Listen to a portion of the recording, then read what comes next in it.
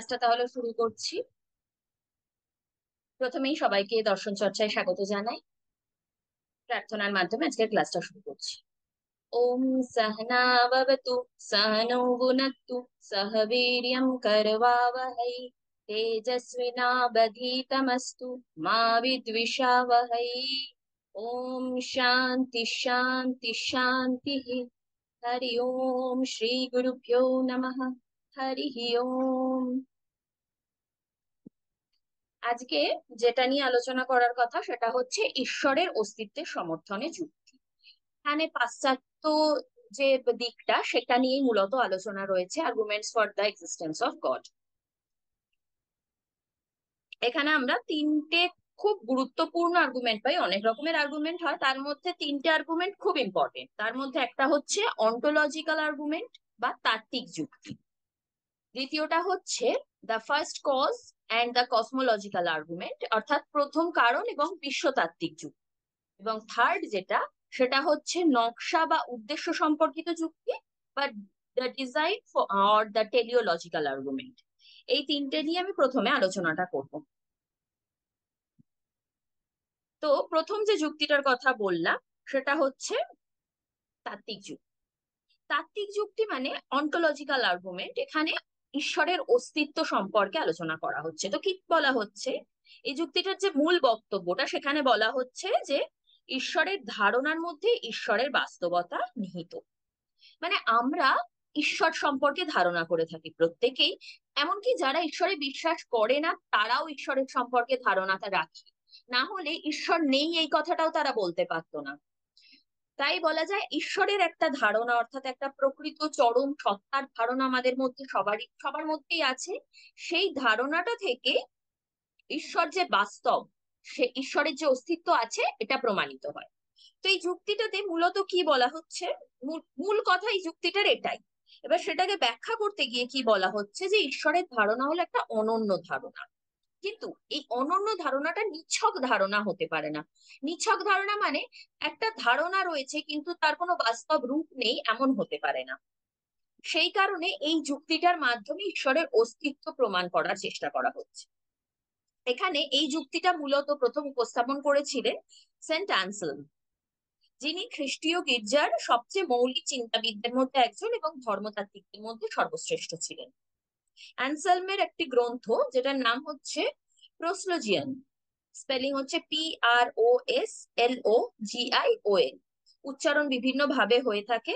তো গ্রন্থটার নাম এটা নোট ডাউন করে নিও, কারণ শর্ট কোশ্চেনে এরকম আসতেও পারে, বা যদি নাও আসে তাত্ত্বিক যুক্তিতে বইটার নাম লিখে দেওয়াটা ভালো। সেন্ট অ্যানসেলম তার প্রোসলোজিয়ান গ্রন্থের দ্বিতীয় অধ্যায় থেকে চতুর্থ অধ্যায় পর্যন্ত এই যে যুক্তিটা, অন্টোলজিক্যাল আর্গুমেন্ট, এই যুক্তিটা নিয়ে আলোচনা করেছে। তো এখানে ইনি কি বলছেন, যে সেন্ট অ্যানসেলম যেটা বলেছেন সেটাকে বাংলা করে বললে কি বলা যায়, যে এটি হলো এমন একটা সত্তা যার থেকে বৃহত্তর কিছু ধারণা করা যায় না।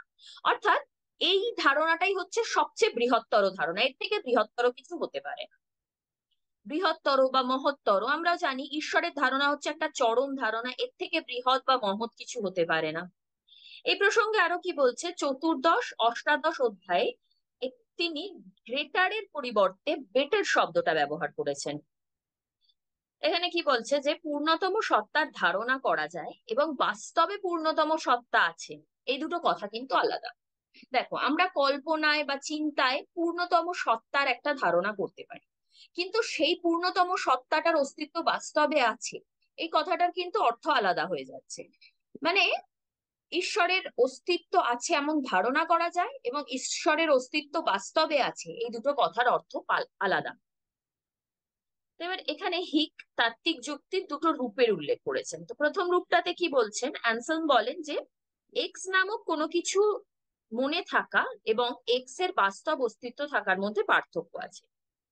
যদি ধারণার পূর্ণতম সত্তা কেবলমাত্র মনের মধ্যেই থাকে, তাহলে আমাদের এটা মনে হতে পারে যে তার থেকেও বেশি পূর্ণতর সত্তার ধারণা করা সম্ভব। মানে আমি বলছি, ধরো এ নামক একটা পূর্ণতম সত্তার ধারণা আমার মনে আছে, কিন্তু সেটার কোনো বাস্তব অস্তিত্ব নেই। সেক্ষেত্রে অপর আরেকজনের মনে হতে পারে যে এর পরিবর্তে বি নামক একটা সত্তার অস্তিত্ব আছে, যেটা ওই এর থেকেও অধিক পূর্ণতম। কিন্তু এর যদি বাস্তব অস্তিত্ব থাকে, সেক্ষেত্রে কিন্তু বি নামক অস্তিত্ব কল্পনার জায়গায় আসছে না, কারণ এর বাস্তব অস্তিত্ব থাকা এটা প্রমাণিত হয়ে যাচ্ছে যে এ নামক যে বিষয় বা ব্যক্তি বা ঈশ্বরের ধারণা করা হচ্ছে সেটা পূর্ণতম, তার থেকে অধিক পূর্ণতম কিছু তার থেকে অধিক কিছু হতে পারে না, ওটাই সব থেকে চরম।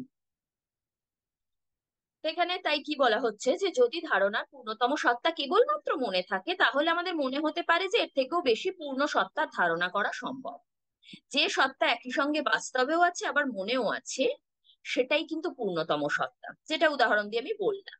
সুতরাং যে পূর্ণতম সত্তার ধারণা করতে পারিনি, যে পূর্ণতম সত্তার ধারণা করতে পারি, তিনি যেমন অবশ্যই বাস্তবে অস্তিত্বশীল হবে, তেমনি মনেও অস্তিত্বশীল হবে। মানে পূর্ণতম সত্তা বলতে তাকেই বোঝাবে যার বাস্তব অস্তিত্ব আছে, যার মনে ধারণা রূপে অস্তিত্ব আছে। বাস্তব অস্তিত্ব যদি থাকা সম্ভব নয় বলা হয়, তাহলে কিন্তু এখানে একটা আপত্তি ঘটে যাবে বা বাধিত হয়ে যাবে, যে ঈশ্বর যদি পূর্ণতমই হয় তাহলে তার ধারণা যেমন মনে রয়েছে তেমনি বাস্তবেও রয়েছে, আর বাস্তবে যদি তিনি থাকতে না পারেন, তিনি তাহলে পূর্ণতম কি করে হতে পারেন? তো এখানে এই কথাটাকে খুব বেশি করে ব্যাখ্যা করার চেষ্টা করা হয়েছে। রসলেজিয়ান গ্রন্থের দ্বিতীয় অধ্যায়ে এটাকে বিভিন্ন উদাহরণের মাধ্যমে এই কথাটাকে ব্যাখ্যা করা হয়েছে। এখানে আরেকটা অন্যভাবে বলা যায় বলে কি লেখা হয়েছে দেখো, যে আমাদের দু রকমের ধারণা হতে পারে। এক, যেটার অস্তিত্ব শুধুমাত্র আমাদের মনে আছে। দুই, যেটার অস্তিত্ব আমাদের মনে আছে এবং মনের বাইরে তার বাস্তব অস্তিত্ব আছে। ঈশ্বরের ধারণা হলো এই দ্বিতীয়। এবার মনে হতে পারে শুধু মনে ধারণা আছে, এরকম কি হতে পারে? যেরকম অলিক কোনো বস্তু, ধরো শস্যশৃঙ্গ, আমি ভারতীয় দর্শন থেকে একটা উদাহরণ নিয়ে বললাম, যে হেয়ার্স হর্ন, খরগোশের শিং হয় না। তো খরগোশের শিং আছে এরকম একটা প্রাণীর যদি আমি ধারণা করি, সেটা কেবলমাত্র আমার মনেই ধারণাটা থাকবে, সেটার কিন্তু কোনো বাস্তব অস্তিত্ব নেই। কিন্তু এক্ষেত্রে ঈশ্বরকে এরকম অলীক বলা হচ্ছে না। ঈশ্বরের অস্তিত্ব যেমন আমাদের মনে আছে, তেমনি বাস্তবেও আছে। অন্টোলজিক্যাল থিওরির কিন্তু মূল বক্তব্যই এটা। অন্টোলজিক্যাল থিওরি অনুযায়ী যে এর যে লক্ষণ, এর যে সংজ্ঞা বা এর যে ধারণা, তার থেকেই এর অস্তিত্বের ধারণাটিও বেরিয়ে আসে। মানে এক কথায় বলা যেতে পারে, ঈশ্বরের ধারণার মধ্যে ঈশ্বরের বাস্তব অস্তিত্বের যে বোধ, বা ঈশ্বরের যে বাস্তব অস্তিত্ব, বোধ বলবো না, ঈশ্বরের যে বাস্তব অস্তিত্ব সেটা নিহিত রয়েছে। ঈশ্বরের ধারণার মধ্যে ঈশ্বরের বাস্তব অস্তিত্ব নিহিত রয়েছে। অর্থাৎ ঈশ্বরের ধারণা আমার মনে রয়েছে, এই কথাটার অর্থই হলো ঈশ্বরের বাস্তব অস্তিত্ব রয়েছে। এই যুক্তিটার আরেকটা দ্বিতীয় রূপ হিক্কি দেখিয়েছেন। ঠিক বলছেন যে অ্যানসেলম তার প্রোসেজিয়ান যে গ্রন্থটা, সেই গ্রন্থের তৃতীয় অধ্যায়ে এটাকে আরেকভাবে ব্যাখ্যা করেছে। সেখানে কি বলছেন, যে ঈশ্বরের শুধু অস্তিত্বের কথা নয়, ঈশ্বরের অবশ্যম্ভাবী অস্তিত্বের কথা বলেছেন, মানে নেসেসারি এক্সিস্টেন্স। ঈশ্বর শুধু আছেন এমন নয়, ঈশ্বর অবশ্যই ভাবে আছেন, মানে ঈশ্বরের অস্তিত্ব থাকতেই হবে, এরকম ভাবে বলেছেন। কি বলেছেন, ঈশ্বরের সম্পর্কে এমন ভাবে সংজ্ঞা নির্দেশ করা হয়েছে যে ঈশ্বর অস্তিত্বশীল নয় এরকম ধারণাই করা যায় না। অর্থাৎ আমরা শস্যশৃঙ্গ আছে, শস্যশৃঙ্গ নেই ধারণা করতে পারি। শস্যশৃঙ্গ নেই হলে সেটার বাস্তব অস্তিত্ব থাকছে, শস্যশৃঙ্গ আছে বললে সেটার বাস্তব অস্তিত্ব থাকছে না। কিন্তু ঈশ্বরের অস্তিত্ব আছে আমরা ধারণা করতে পারছি, ঈশ্বরের অস্তিত্ব বাস্তবে আছে। ঈশ্বরের অস্তিত্ব নেই এমন ধারণাই করা যায় না। তৃতীয় অধ্যায়ে অ্যানসেলম এরম ভাবেই ব্যাখ্যা করেছেন।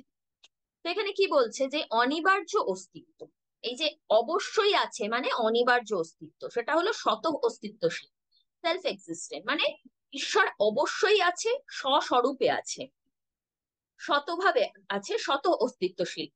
যেহেতু ঈশ্বরের পূর্ণতা অসীম, ঈশ্বরকে পূর্ণতম বলা হচ্ছে, মানে তার অস্তিত্ব, তার পূর্ণতা সবটাই অসীম।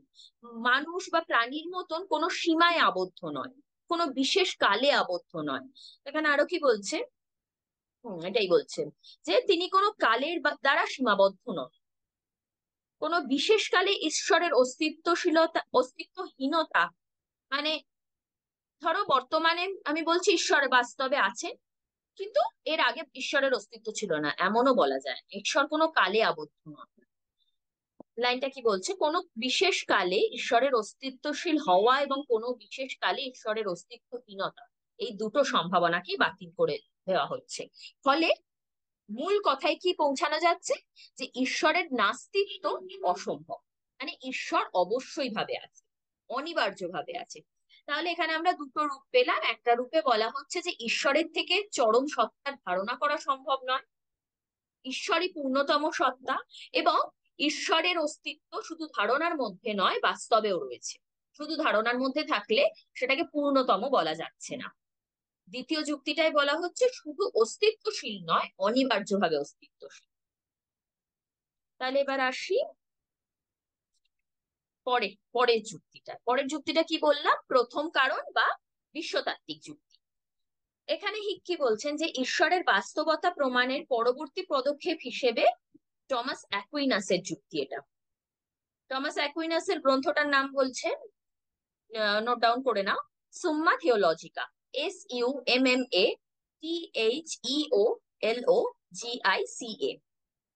সুম্মা থিওলজিকা। এই গ্রন্থে ঈশ্বরের অস্তিত্বের প্রমাণে তিনি 5টি পন্থার উল্লেখ করেছেন। তো এই 5টি পন্থায় কি বলছে, তাত্ত্বিক যুক্তিকে ঈশ্বরের ধারণার উপর জোর দিয়ে তারপর সেই ধারণার অন্তর্নিহিত তাৎপর্য উদ্ঘাটনের চেষ্টা করা হয়েছে। এখানে বলছে যে তাত্ত্বিক যুক্তিকে ঈশ্বরের ধারণার উপর জোর দিয়ে তারপর সেই ধারণার অন্তর্নিহিত তাৎপর্য উদ্ঘাটনের চেষ্টা করা হয়েছে। মানে প্রথম ঈশ্বরের ধারণার উপর জোর দেওয়া হয়েছে, তারপর তার অন্তর্নিহিত তাৎপর্য উদ্ঘাটনের চেষ্টা করা হয়েছে, এবং শেষে দেখাচ্ছে অ্যাকুইনাসের মতটা একটু ভিন্ন। বলা হচ্ছে কি, অ্যাকুইনাসের প্রমাণ শুরু হয়েছে আমাদের চারপাশের জগৎ থেকে, জগতের কতগুলি সাধারণ বৈশিষ্ট্য দেখিয়ে, এবং যুক্তি দেখানো হয়েছে যে এই বিশেষ বৈশিষ্ট্য সম্পন্ন জগৎ থাকতেই পারে না যদি না যদি না সেখানে কোনো চরম সত্তার অস্তিত্ব থাকে। অর্থাৎ ঈশ্বর না থাকলে আমাদের এই যে চারপাশের জগৎ সেটা থাকতে পারে না। এই চরম সত্তাকে ঈশ্বর বলে অভিহিত করা হচ্ছে। তো এখানে 5টা পন্থার কথা বলা হয়েছে। এই 5টা পন্থার প্রথম পন্থায় কি বলা হচ্ছে, প্রথম পন্থায় বলা হচ্ছে পরিবর্তনশীলতার ঘটনা থাকলে পরিণামে প্রভাবের ধারণায় পৌঁছানো যায়। এই যে জগৎ জগৎ পরিবর্তনশীল, আমরা খুব ভালো করে জানি জগৎ প্রতিনিয়ত পরিবর্তনশীল হয়ে যাচ্ছে, প্রত্যেকটা ঘটনা প্রতিনিয়ত পরিবর্তিত হচ্ছে, এই মুহূর্তে আছে পর মুহূর্তে নেই। খুব সামান্য ব্যাপার একটা উদাহরণ দিয়ে বলি, এখন আমি তোমাকে ক্লাস করাচ্ছি, আধ ঘন্টা 45 মিনিট 1 ঘন্টা পরে ক্লাসটা শেষ হয়ে যাবে, তখন ক্লাস করাবো না, তুমি তোমার মতন কাজ করবে, আমি আমার মতন কাজ করবো। এটাও কিন্তু পরিবর্তনশীল, বর্তমানে আমরা একটা কাজ করছি, পর মুহূর্তে আমরা অন্য একটা কাজ করছি। একইভাবে আমাদের বয়স যে বাড়ছে সেটাও কিন্তু পরিবর্তনশীলতার কারণে, প্রত্যেক মুহূর্তে প্রত্যেক দিনে আমাদের বয়স বাড়ছে। ওই 1 বছর বাদে গিয়ে আমরা জন্মদিন পালন করি ঠিক কথাই, কিন্তু সেখানে আমাদের একটা বছর বয়স বাড়ছে, একটা বছর বয়স বাড়ছে, কিন্তু প্রতিদিন একটু একটু করে বয়স বাড়ছে বলেই তো 1 বছরের মাথায় গিয়ে 1 বছর বয়স বাড়তে পারছে। 1 বছরে গিয়ে হঠাৎ করে কারোর বয়স বেড়ে যাচ্ছে না, প্রতিনিয়ত আমাদের একটু একটু করে পরিবর্তন ঘটছে। নদীর জল নদীর জল প্রতিনিয়ত বয়ে চলেছে, যে জলটা আমি এই মুহূর্তে দেখলাম ঠিক পর মুহূর্তে বা 5 মিনিট বাদে কি 2 দিন বাদে কি 1 বছর বাদে সেই একই জলের অস্তিত্ব কিন্তু আমরা পাবো না, সেটাও পরিবর্তনশীল। গঙ্গা বয়ে চলেছে, গঙ্গোত্রী হিমবাহ থেকে যে জলটা প্রতিনিয়ত বয়ে চলেছে সেটা সমুদ্রে মিশে চলেছে।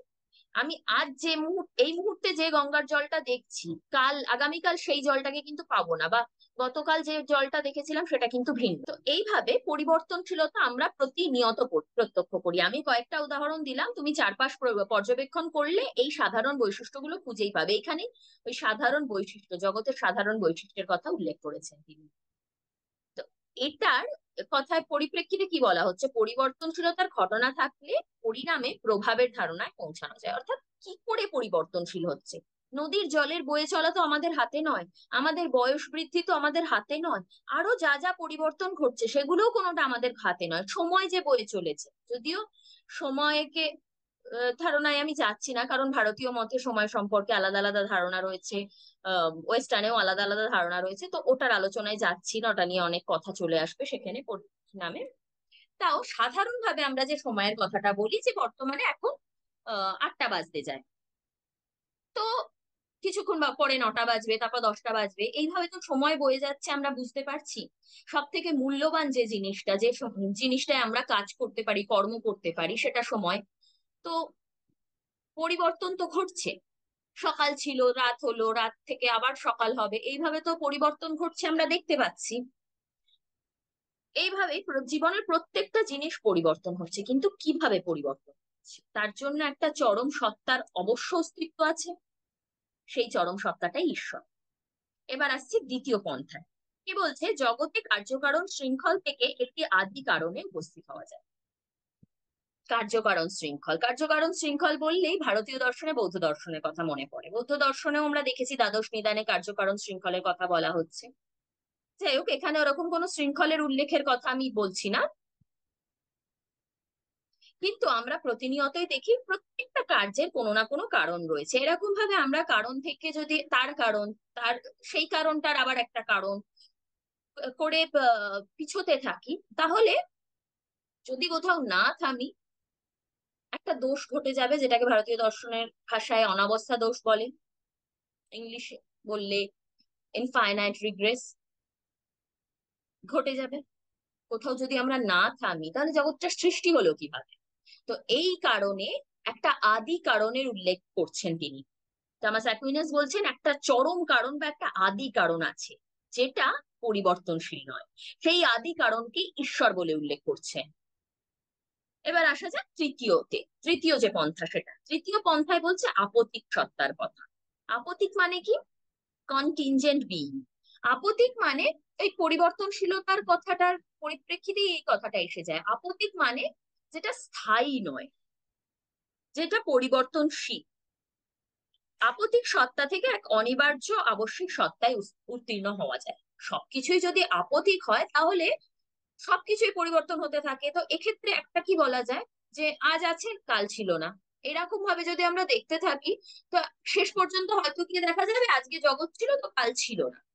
শূন্য থেকে জগতের উৎপত্তি হতে পারে না, এই ধারণাটাও এখানে কোথাও না কোথাও চলে আসছে। অর্থাৎ আমরা যদি প্রত্যেকটা জিনিসেরই পরিবর্তনশীলতা বা আপতিক ভাবের উল্লেখ করতে করতে একদম শেষে গিয়ে বলি যে জগতেরই অস্তিত্ব ছিল না পূর্বে, তাহলে জগতের অস্তিত্ব হলো কি করে, এরকম একটা প্রশ্ন এসে যায়।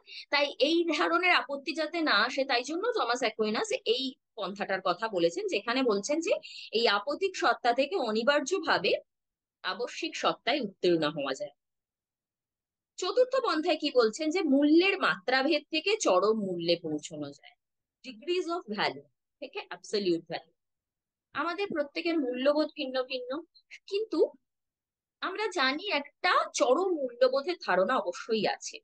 তো এই ধরো আমার কাছে এ আর বি, আমার value of degrees of value, তোমার কাছে সিডি, আরেকজন পার্সনের কাছে ইএ। এমন তার মানে কোনো একটা সত্তা আছে যার কাছে এ টু জেড প্রত্যেকটা মূল্য বর্তমান, অর্থাৎ অ্যাবসলিউট, অর্থাৎ যেটাকে বলা হচ্ছে চরম, সব, যার মধ্যে সবকটা মূল্য বর্তমান। এই চতুর্থ পন্থাটা বলতে গিয়ে আমার খানিকটা এর আগের যে যুক্তিটার কথা বললাম, অন্টোলজিক্যাল আর্গুমেন্ট, সেটার কথা মনে হচ্ছে, যে চরম সত্তার ধারণা যেটা চলে আসছে, এই মূল্যের মাত্রাভেদ থেকে চরম মূল্যে পৌঁছানো যায়। পঞ্চম প্রকারটা কি বলছে? পঞ্চম প্রকারে বলছে প্রকৃতি জগতের উদ্দেশ্যমুখীনতার ভিত্তিতে এক ঐশ্বরিক রূপকারের অস্তিত্ব স্বীকার করবে। প্রকৃতি জগতের উদ্দেশ্যমুখীনতা। দেখো, উদ্দেশ্য মানে কি? আমাদের জীবনের একটা উদ্দেশ্য আছে, আমরা কাজ করি কিছুর জন্য। আবার অন্যভাবে উদাহরণ দিলে কি বলা যায়, প্রত্যেকটা জিনিস, ইচ অ্যান্ড এভরিথিং, প্রত্যেকটা জিনিসের কোনো না কোনো উদ্দেশ্য আছে।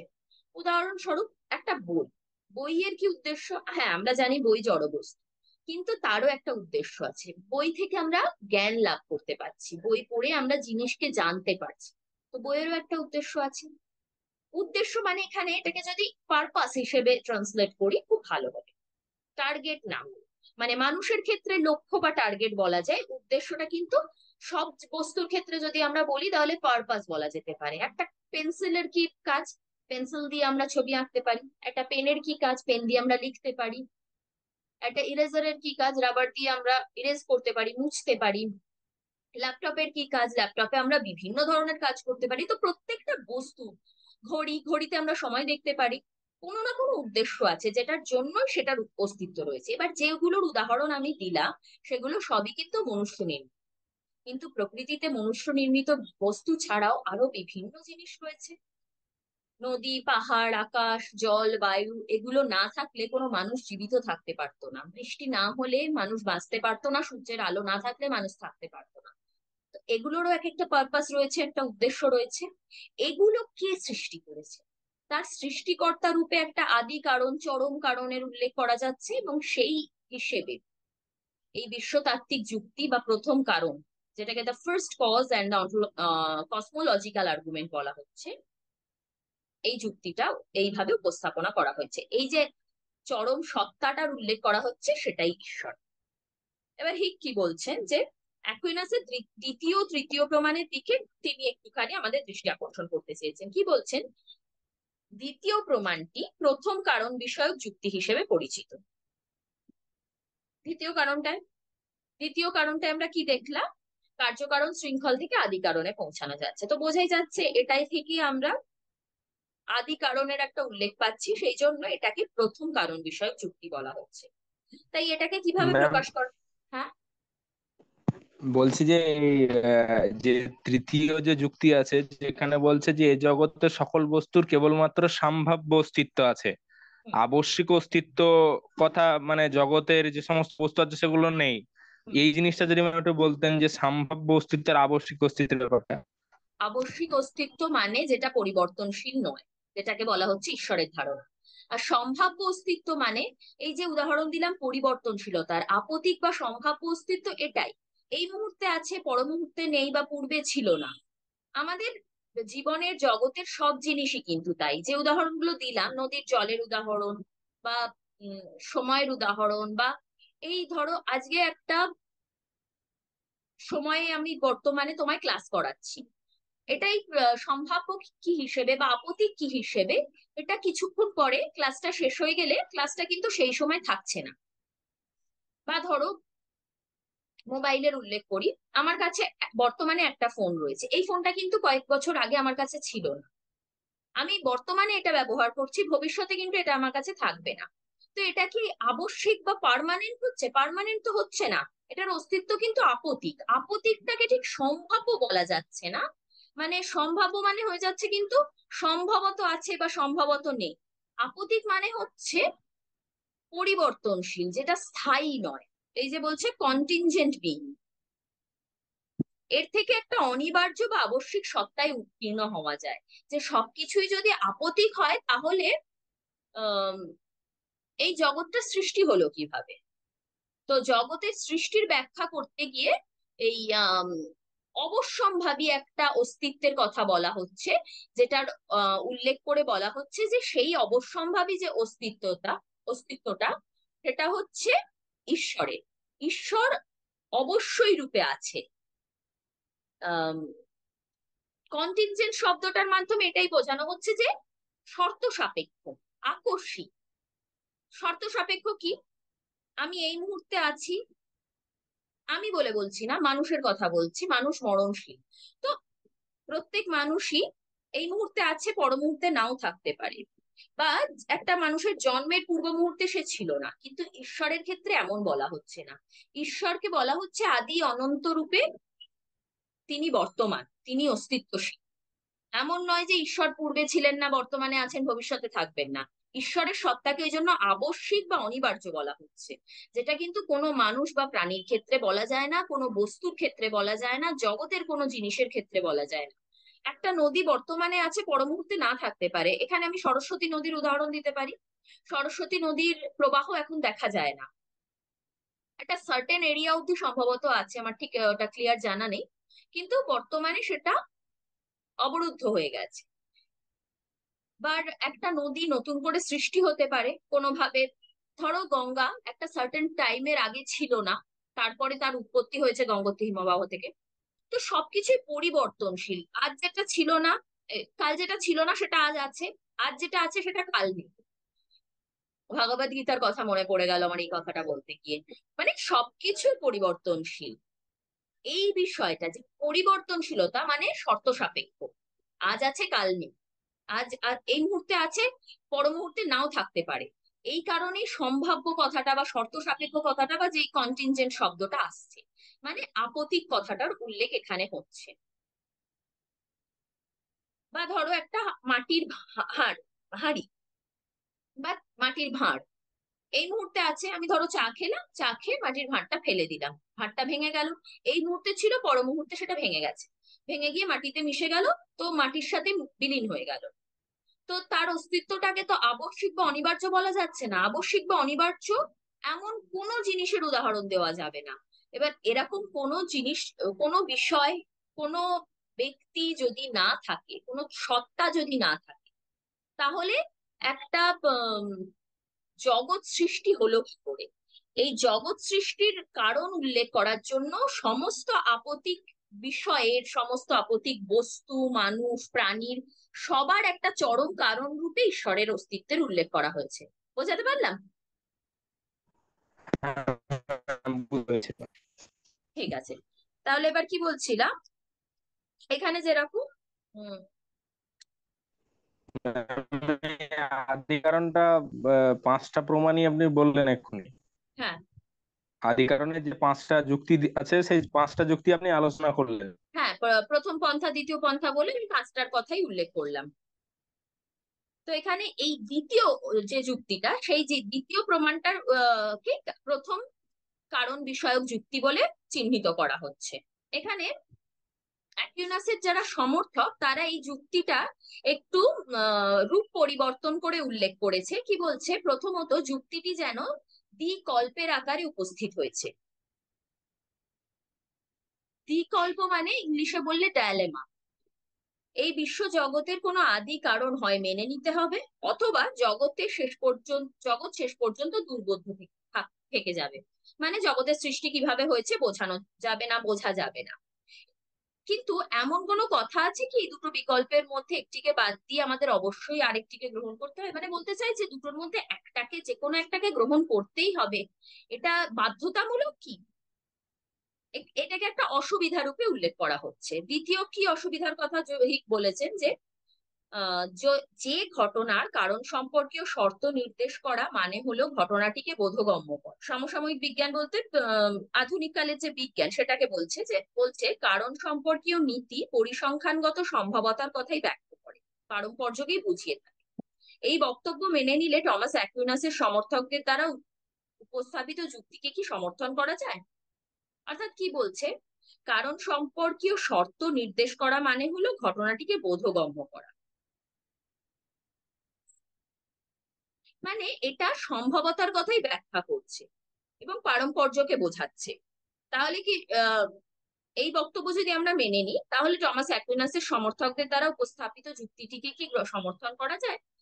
টমাস অ্যাকুইনাসের সমর্থকরা কি বলছে, যে অসীম শৃঙ্খলকে এটি বাতিল করতে চায়, সেটিকে ব্যাখ্যা করেছেন কালের পটভূমিতে নিহিত ঘটনা শৃঙ্খল হিসেবে নয়, বরং এক এক ও শাশ্বত এবং অপর্যাপ্ত ব্যাখ্যা শৃঙ্খল হিসেবে। যদি এ নামক ঘটনাটি বি, সি এবং ডি ঘটনার সঙ্গে সম্পর্কযুক্ত করেই বোধগম্য করে তুলতে হয়, এবং তাদের প্রত্যেকটিকে যদি আবার অন্য ঘটনার দ্বারা বোধগম্য করে তুলতে হয়, তাহলে এইসব জটিল ঘটনাপুঞ্জের অন্তরালে এমন একটি সত্তা স্বীকার করতে হয় যা স্ব ব্যাখ্যাত, যার অস্তিত্বের মধ্যেই নিহিত রয়েছে সমগ্রের চরম ব্যাখ্যা। সমগ্রের চরম ব্যাখ্যা এইরকম সত্তা যদি প্রকৃত অস্তিত্বশীল না হয়, তাহলে বিশ্ব ব্রহ্মাণ্ড একটা নিছক অবদ্ধ বিচার বুদ্ধিহীন ঘটনা মাত্র। এই যে কথাটা আমি পড়লাম এখন, এই জায়গাটা টমাস অ্যাকুইনাসের যে সমর্থকরা তারা উল্লেখ করেছেন। আর এটারই আম, দুটো অসুবিধার কথা, প্রথমত বিকল্পের অসুবিধা এবং দ্বিতীয়ত কার্যকারণ শর্ত নির্দেশ করা, মানে ঘটনাটিকে বোধগম্য করা। এইটার বিরুদ্ধে সমসাময়িক বিজ্ঞান যে কথা বলেছেন সেটার উল্লেখ করা হলো। এবার হিক কি বলছেন, অ্যাকুইনাসের তৃতীয় পথটি যা জগতের আপত্তিকতা সংক্রান্ত যুক্তি হিসেবে পরিচিত, যেটার কথা তুমি বলছিলে, সেই যে যুক্তিটা, তৃতীয় যুক্তিটাকে বিশ্বতাত্ত্বিক যুক্তি বলা হচ্ছে। সেটিকে এভাবে দেখানো হচ্ছে যে এই জগতে যা কিছু আছে তা সবই আপত্তি, এবং এদের প্রত্যেকটি সম্পর্কে একথা সত্য যে সেটির অস্তিত্ব নাও থাকতে পারত, অথবা ভিন্নভাবে অস্তিত্বশীল হতে পারত। এইটার উল্লেখ করতে গিয়ে আমি ওই উদাহরণটা দিলাম, যেটা আমি অলরেডি বলে দিয়েছি। এখানে কি বলছে, টমাস যুক্তি দেখা যে যদি প্রতিটি বিষয় আপতিক হতো তাহলে এমন একটা সময় আসতো যেখানে কোনো কিছুরই অস্তিত্বশীল থাকতো না। তাহলে জগৎ কিভাবে গঠিত হবে? যেহেতু বস্তিত্বগুলি অস্তিত্বশীল হিসেবে রয়েছে, তাহলে অবশ্যই এমন কিছু রয়েছে যা আপতিক নয়। একেই আমরা ঈশ্বর বলে থাকি। আমি এটার অলরেডি ব্যাখ্যা করে দিয়েছি, তাই আর উল্লেখ করছি না। কিন্তু এখানে হিকের মতে অ্যাকুইনাস এই যে বিষয়হীন কালের কল্পনা করেছেন, এটা তার যুক্তিকে সবল করেনি, দুর্বল করে দিয়েছে। এটা হিকের বক্তব্য। হিক তার মানে বলা যায় টমাস অ্যাকুইনাসের এই যুক্তিটাকে সমালোচনা করছেন। আর এই ধারণাটা সম্পর্কে, মানে এই যে যুক্তিটা ঈশ্বরের বিশ্বতাত্ত্বিক যুক্তি, এটা সম্পর্কে হিকের আরেকটা কি মত, যে এই জাতীয় অনুমানের বিরুদ্ধে সাম্প্রতিককালে যেসব বিশেষ ধারণা দার্শনিক আপত্তি তোলা হয়েছে তা হলো এই যে অনিবার্য সত্তার ধারণার উল্লেখ করা হচ্ছে, এই ধারণাটাই অবৈধ। অনিবার্য বলা মানে ভাষার অপব্যবহার এমন বলা হচ্ছে। এগুলো সবটাই সমালোচনায় চলে আসছে। মূল বক্তব্যটা আমার পাঁচটা যুক্তির মাধ্যমে যেটা বললাম সেইটা। মানে যদি টেলিওলজিক্যাল কসমোলজিক্যাল আর্গুমেন্ট জানতে চায় তাহলে ওই পাঁচটা যে যুক্তি সেটা বলতে হবে। আর এই যে মন্তব্যগুলো, সেই মন্তব্যগুলো চলে আসছে সমালোচনায়। এবার আরো কি বলছেন হিক, যে বিশ্বতাত্ত্বিক যুক্তির বিরুদ্ধে আরো একটি গুরুত্বপূর্ণ অভিযোগ, যেখানে বলছে যে যা প্রথম যুক্তি, প্রথম কারণের যে যুক্তিটা সেটার ক্ষেত্রেও তোলা যায়। মানে দ্বিতীয় আর তৃতীয় যে যুক্তিটা তার বিরুদ্ধে তোলা হচ্ছে, যে বিশ্বতাত্ত্বিক যুক্তির যে শক্তি নিহিত রয়েছে তা বিকল্পের মধ্যে, হয় কোনো অনিবার্য সত্তার অস্তিত্ব আছে কিংবা বিশ্বজগৎ শেষ পর্যন্ত দুর্বোধ্য। প্রথম বিকল্পটিকে স্বীকার করে নেওয়া যায় যদি দ্বিতীয় বিকল্পটিকে মেনে না নেয়, অর্থাৎ এমন বলা যায় যে বিশ্বজগৎ দুর্বোধ্য নয়, কাজেই অনিবার্য সত্তার অস্তিত্ব আছে। মানে দ্বিতীয় বিকল্পটিকে আমরা না করে দিলাম এবং অনিবার্য সত্তার অস্তিত্ব স্বীকার করি। কিন্তু এখানে সংশয়বাদীদের একটা সংশয় থেকেই যায়, দ্বিতীয় বিকল্পটিকে শুধু অস্বীকার করা নয়, সেটিকে তারা স্বীকারও করে। তাহলে আর বিশ্বতাত্ত্বিক যুক্তিটি সংশয়বাদীদের কাছে ঈশ্বরের অস্তিত্বের পক্ষে একটি গ্রহণযোগ্য যুক্তি হয়ে ওঠে কি? এই যে পুরো অংশটা, এটা পুরোটাই সমালোচনার মধ্যে চলে আসছে। আচ্ছা, এরপর যে যুক্তিটা সেটা হচ্ছে নকশা বা উদ্দেশ্য সম্পর্কিত যুক্তি। এটা বলতে তো একটু টাইম লাগবে, আমি আরেকটা ক্লাস নিয়ে তোমার এই নকশা বা উদ্দেশ্য সম্পর্কিত যুক্তি আর বাকি আরো যে দুটো যুক্তি রয়েছে, যে দুটো ঈশ্বরের অস্তিত্বের বিরোধী যুক্তি ইম্পর্টেন্ট, যেগুলো ধর্মের সামাজিক মতবাদ, সমাজ ধর্মের সমাজতাত্ত্বিক মতবাদ যেটা দুর্খেইমের মত, আর ফ্রয়েডীয় যে যুক্তি, ধর্ম সম্পর্কে ফ্রয়েডীয় তত্ত্ব যেটা, এই দুটো, আর এই নকশা বা উদ্দেশ্য সম্পর্কিত যুক্তি, এই তিনটে আমি আরেকটা ক্লাস করিয়ে সেটা তোমাকে শেষ করিয়ে দেবো। ঠিক আছে? ঠিক আছে। এখন এই ক্লাসটা এখানে এন্ড করছি। Thank you.